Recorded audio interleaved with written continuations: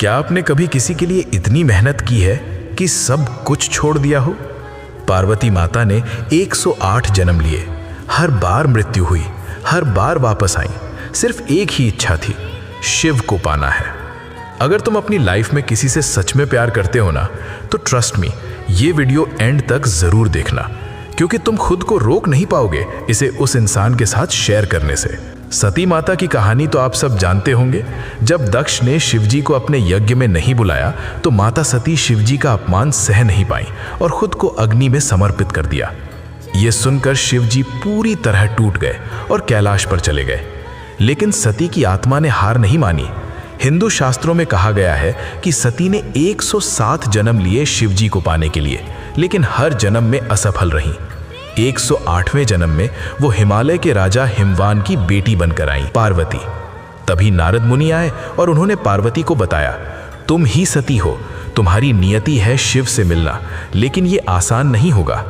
नारद मुनि ने उन्हें सिखाया ओम नमः शिवाय पंचाक्षरी मंत्र।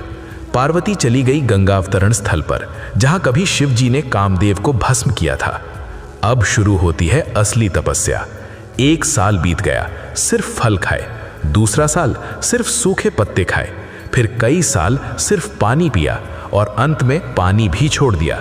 इसीलिए उनका नाम पड़ा अपर्णा, क्योंकि उन्होंने पत्ते खाना भी छोड़ दिया था।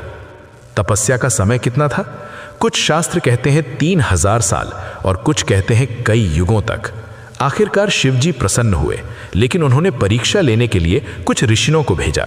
ऋषि बोले, पार्वती, शिव तो एक जंगली योगी है, शमशान में रहता है, भूत प्रेतों के साथ घूमता है, तुम जैसी राजकुमारी के लिए सही नहीं है।